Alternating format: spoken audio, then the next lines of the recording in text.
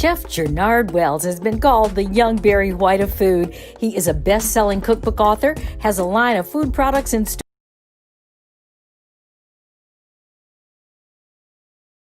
Nation also cook for the bed. He has a new and different type of cooking show on Cleo TV. Say hello to Chef Wells. Hey everybody, Tanya Hart here. Welcome to Hollywood Live. We've got another great one for you today. Okay, this is really special. And I'm going to put my glasses on because, you know, I can't see without them. So I can read this, make sure we get it all right. My guest today is Chef Jernard Wells. He's been called the young Barry White of food. He is a 4-time author of Amazon's best-selling cookbooks such as 88 Ways to Her Heart, Cooking for Lovers from the Kitchen to the Bedroom, Weight of Expectations, Breakthrough, and a Roadmap to a Woman's Guide to a Good Man. Do I need to say anything else? Hey, Chef Wells. Hello. How you doing? I'm doing great. How about you? Man, everything is good.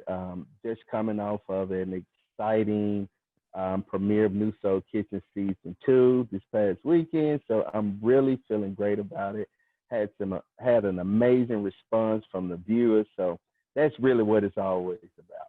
So well, I got to tell you, if there was ever a time to have a really good cooking show and a good chef on, it's now, because that's all we've been doing. You know, everybody is. We have been quarantine cooking and everything, huh? Okay. I've even come up with some recipes I need to share with you. So. I'm all open for it. Look, you never can have enough recipes, and that's one of the things that I always like to share with people. You know, we have some of the same food that we're cooking over and over every day. So it's, what can I do? What can I add to it to make it different or make it appear to seem different so that I have a different experience at the dinner table? And that's what it's about, swapping recipes. Exactly. Well, you know, it's interesting, and I want to get into your backstory, which is quite amazing. But one of the things that you've done, you know, you started your career in Mississippi cooking that good old soul food that your folks, your dad and your grandmother taught you to cook. But you've taken a new approach to it because we're all needing to eat healthier, so we stay healthier. And that's part of your whole thing. Tell us a little bit about that. You know, that's one of the biggest things. And as you said earlier, as you just recently mentioned, you said soul food. And one of the things I really like calling it American cuisine, because I feel that this truly has derived and it's a national culture of the style that we cook, you know, from our African American background and our roots and what we're indigenous to creating in the kitchen. But the ultimate thing was taking those foods that I grew up loving and that so many other people grew up loving and modifying them for today's healthier lifestyle. Because as I said, we want our cake and eat it too. But the thing is, we want to eat it and not be so guilt conscious about it. So that's what New Soul Kitchen is about, is modifying those dishes so that, hey, when you eat it, you're getting that same impactful and amazing flavor that you grew up loving and that your grandmother, your mother, that friend or that grandfather, that special someone may have fixed for you. But I'm showing you how to create it in a fraction of the time and with less of the stuff that we used to use, which is like heavy on the salt, heavy on the granulated sugars, the fat back. We're removing all those things, and I'm showing you how you can go to your local grocery store, grab ingredients right from out of the coolers, the fridge, the butcher shop, and go home and create something magnificent and feel good about what you're eating and not be so worried about, hey, should I put this in my body?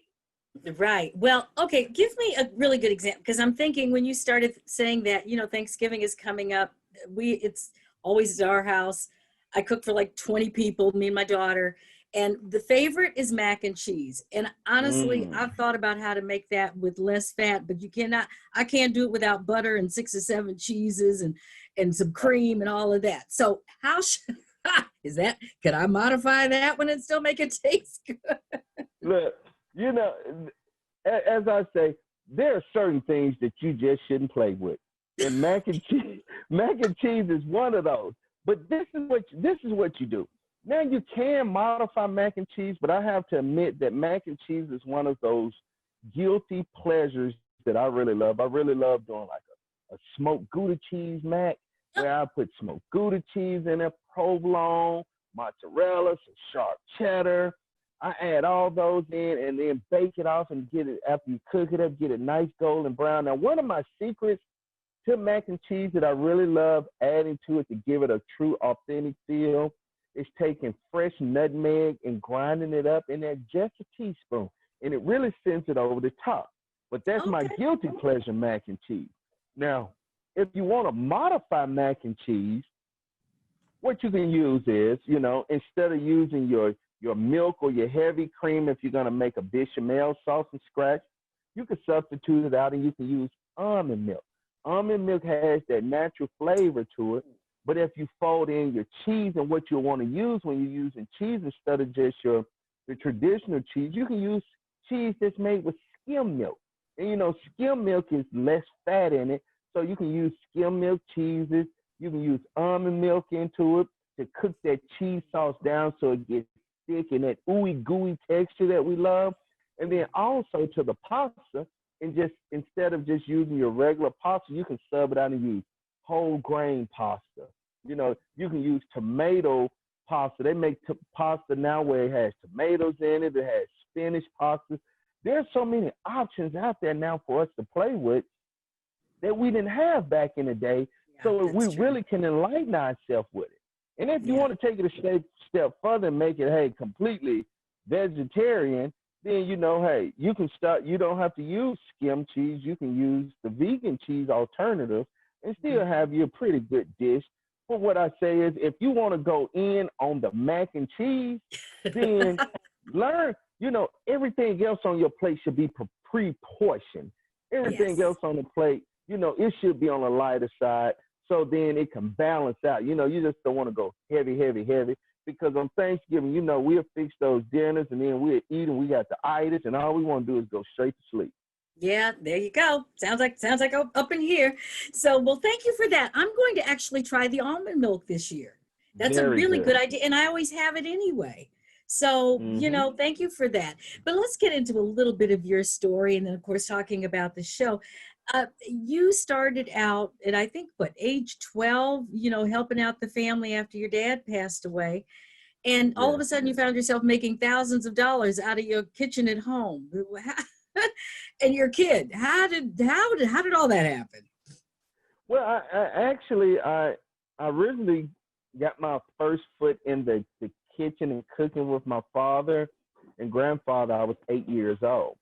And during the course of that time, just really working because my grandfather had a large farm, and I spent time on the farm with him, harvesting a lot of different ingredients with my dad because my dad was a chef by trade. And my father passed away when I turned 16. And I didn't even realize that I was going to be a chef. It was going to derive into this. I knew I loved cooking because I loved spending that time with my father. But if anybody asked me what I was going to be growing up, I was going to be a lawyer. I'd had this whole I'm going to go to school to be a lawyer. I love talking, things like that. And I was going to my senior year in high school, and I wanted to buy a car. And I didn't want to burden my mother with asking her for the money. So I said, I'm going to get out. I'm going to try to earn it myself. I had money from cutting yards in the neighborhood, raking leaves. And I called my mother. My mother was a nurse for the state of Mississippi.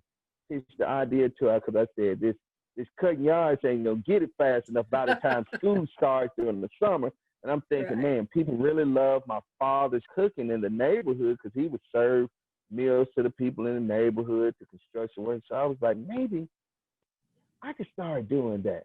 And so I pitched the idea to my mother. I want to open up a restaurant. And my mother was like, well, Gernard, how much money you got? I was like, $50. She was like, where you going to open a restaurant up at for $50? I was like, out of your kitchen. It's only $50. She laughed and she said, you got to do it the right way. And I'm like, okay, what do you mean the right way? She was like, those encyclopedias, and I don't know, a lot of the moms back then, we didn't have Google, but we had that bookshelf full of encyclopedias and dictionaries, because it was always that one guy in the neighborhood that came around selling you all. Right. She was like, you go get those books and you look up what it means for a business plan. You create a business plan, and then we'll talk when I get home. So I did that. And when she came home, she was like, okay, so I'm going to take you to the courthouse and I'm going to help you get your business license. Took me to the local courthouse. They laughed at me. I didn't think he was a little businessman, but they gave me the business license. They were only $5 at the time. Then I had to go to the health department during the time. You know, the laws were lax. Yeah. And then plus it was Mississippi. I had to do a TB test. You know, TB test makes you have TB. And once I passed that, then they issued me an actual business license established to serve food out of my mother's kitchen. And my mother was like, okay, now that you have that, what are you going to do about your inventory? So she took me to a local wholesaler where my dad used to be. First week, I made $150 selling food to the people in the community from passing out flyers. And I'm thinking to myself, man, how can I really change this? So I would get up early in the morning at 5 a.m. because the construction workers would come to my door to pick up their lunch because they were going out on their sites and things like that. So they bought a lunch. So I would get up early in the morning because I got to give them their lunch anyway. I would have breakfast going. Biscuits made from scratch, bacon, sausage gravy, putting no smell in there. And they come in, man, what is that you cooking? And so I tell them, hey, now you can buy a breakfast plate. So I effectively started selling breakfast and lunch. Then I went to tell them, hey, on your way home, you know you don't feel like cooking, and half of you guys single anyway, let me have dinner ready for you. So now I'm selling them breakfast, lunch, and dinner. Long story short, by the end of the summer, I was making $3,000 a month selling food out of my mother's kitchen. Okay. People don't but you worked hard at it though, Yeah. Chef Wells. It was hard work. Food industry is hard work, but you were dedicated and look where you are now. Now, the other thing I really love about you is that you've given a lot of opportunity to female chefs. And that's, of course, part of what your new show is about. And people don't realize how hard it is for women to get into the food industry. I don't know why, but for some reason, you know, it's a male-dominated industry. It is. And one of the things, how and why it became that way, I'm still yet to figure that out because, you know, at one point in our lives, you know, the culture was, hey, the only cooks were females. You know, if you were a man and you were cooking, you were really considered less than, or you needed to get a real job because it was always, it's always the female's job to cook the meal. And, you know, back in the day, a lot of men to this day still lack the ability of knowing how to cook. But one of the things that my mother taught me at an early age, she was like, Gernard, you don't know if you're going to get married. You can't guarantee you're going to have somebody cooking for you. You better get in the kitchen and learn how to cook with your dad. And I think one of the things that kind of suppressed our amazing female chefs and just amazing female cooks was it's always a money thing. As long as it wasn't money involved with this career, then it was okay for them to do it. But the moment that the success and money, you can make a lucrative lifestyle and living from being in culinary arts, then it became a male-dominated genre, which is truly unfair. And me of having a mother that spent her years raising me, and I have four daughters of my own.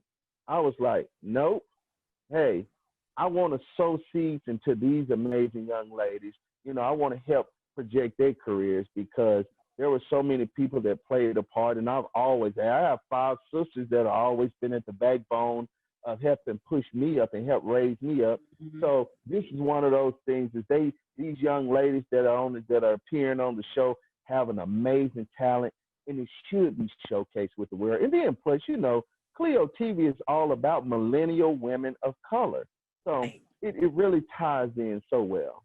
That's what I was about to say. By the way, the new show is on Cleo TV, and they really do promote women. That's what it's all about. So, yes. So that is terrific. Now, tell us a little bit about the show. How are you structuring it, and what's going on? It actually is on now, so people can go to see it on Cleo TV.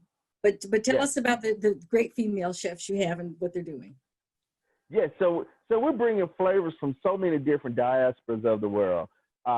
We have one young lady by the name of Chef Risha who creates comfort food. You know, so if you're really loving comfort food, Chef Risha is going to show you how to truly throw down and get those savory dishes in that you're looking for, as we like to call it, that umami. You know, we're doing everything from $1 million chicken all the way down to to searing ribeye steaks and cast iron skillets to really tie those flavors in. Then we also have Chef Aki. Chef Aki, she's a vegan chef, and she's specializing in showing you how to really create and make vegan food good. Because see, a lot of people think when you hear vegan and vegetarian dishes, oh no, it's nasty, which that's the worst stigmatism to ever put on it. Vegan and vegetarian food is very good. As a matter of fact, I always share with people, we eat it all the time anyway. Whenever you have a meal, you got two sides, which are typically some form of vegetables and starches anyway. So there's no different in making that a whole meal because, you know, vegetation naturally carries protein and vitamins, everything we need anyway, because when we eating that steak, guess what? How you think the steak got the protein? From eating the grass and the grain and everything else, so that steak has secondhand protein that we're consuming. Right. Then we also have Chef Essie. Chef Essie is from South Africa, so we're getting the flavors of Ghana in. Oh man, and it is some amazing, authentic dishes. So what the whole goal is to show you really how to change the dynamic of how you're cooking. You know, you can set the tone so differently at your dinner table now. And then we have Chef Bryn. Chef Bryn is Latin American and African American. She's from Cuba. That's where her heritage is. So we're going to do some Afro-Cuban dishes. And that's what we premiered the show with this past weekend, which was phenomenal. So I'm truly just happy with what these young ladies are bringing to the table. And rest assured, you know, my specialty is French and Cajun cuisine. So I'm running right there with the ladies, and we're swapping our dishes and eating each other's food, and it's just a regular party. It really is. I know our construction people are about to start up again. I don't know if you can hear this in the background. We're going to keep going. I mean, because, you know, what can we do here? You know, it's interesting, though, because you have been known as the love doctor of food. And part of this whole idea of, you know, kind of adding a sexiness to food. And of course, your 88 ways for women to be happy.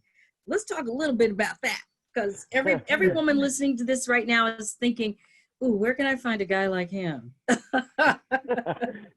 You know, I was coined the name the Chef of Love probably almost 20 years ago.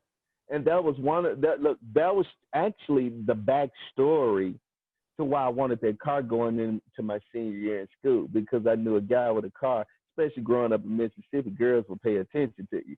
So that was the biggest driving force why I wanted this car. But what I truly learned, and I truly stand on and believe that food is one of the quickest ways to anyone's heart. Food is that magnificent door opener. When you first meet that significant person in your life, what's the first thing they're saying? Hey, can I take you out to dinner? That's right. Normally before anything else transpires. Food is always at the forefront of it, especially if it's amazing food.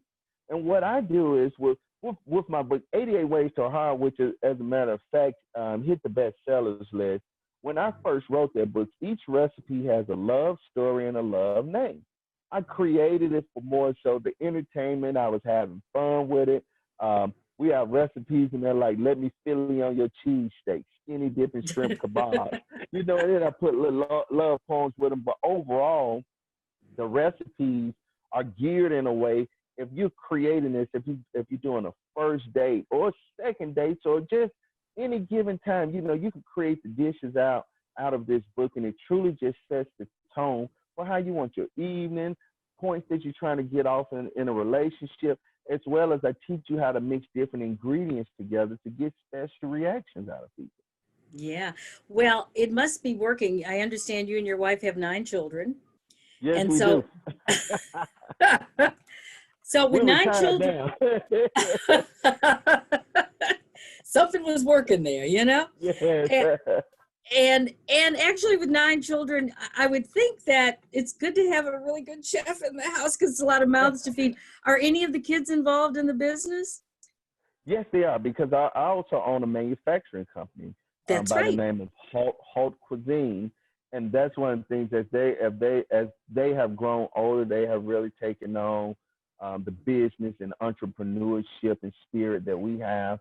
And we'll start pushing them out to run the manufacturing business and oversee it. And I'm truly, really loving it. But one of the most important things, all of my kids really love to cook.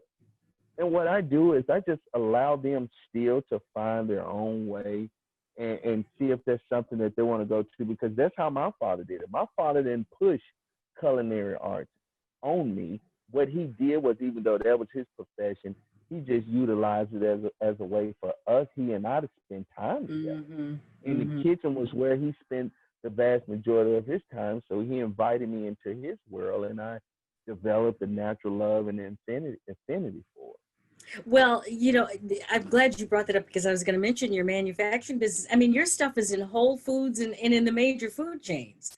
Yes, And it what is. is the brand that we need to look for when we go? Because, you know, we all go to our Whole Foods. Yes, What is the brands that we need to look for to support you? it's haute cuisine, like the fashion line haute couture, which is French for high end, but it's HAUTE cuisine. Or they can go to my website, which is hautecuisine.store, and creates an amazing line of products, everything. And as I always say, I like keeping it the same way across the board, the same way you get with New Soul Kitchen and the style, the recipes. That's the same way my products are. They're low in sodium, low in sugar, but amazing flavor to them. And I do Yeah. some spins on dishes, like I have not dishes, but some of the ingredients that we have. Like we have a lemon pepper ranch seasoning that's phenomenal. Smoky whiskey river barbecue sauce, tequila Ooh. blue agave sauce. So yeah, we have some fun with it. Oh, wow. Well, I can't wait until this is over because I'm going to come down and visit you in your kitchen. And Please I'll share. I do. got some pretty good recipes. I come from a long line of. My mother was actually a chef, Oh and wow. a trained chef, and created some incredible dishes. And so everybody in our family kind of cooks. My husband's father was also a chef and ran one of the first barbecue restaurants on the Route 66. It was going from the East Coast to the West Coast, you know, at a time when Wow. Black people didn't have restaurants. So yeah, Yeah. I'm there with you, honey. You understand clearly. I understand. I do. Chef, thank you so much. Again, everybody, you got to check out Cleo TV. When does the show air now? The show airs every Saturday, 9 p.m. Eastern. So definitely check it out. We have we have 16 amazing episodes. But throughout the week, just go to Cleo TV and they can catch the episodes that are running over again, as well as they can catch season one. So we have some amazing content out there for them. You really do. And I know the food is absolutely amazing. So are you. Thank you Thank so you. much for all you do. And continued success. Of course you will be again, because like I said, if there's one thing you all have to do all the time, and that's eat. We love to eat, Yes. and Hey, and look, and we we need it live to to eat nourish and our we eat body. to live. We eat to live. That's right, and especially Yeah. now. So good for Mhm. you. Thanks so much. We'll see you come back again and join us. Absolutely. Okay. All right. All Thank right, you. Chef, All you're right. welcome. And for everybody else out there, don't forget to tune into Cleo TV to check out Chef Jernard Wells' new TV show. It is off the chain. It's awesome. Got some great women chefs in there as well, great recipes. And for everybody else out there, you have a great day. We've got a lot more of these. So whatever you do, don't miss a single Hollywood Live.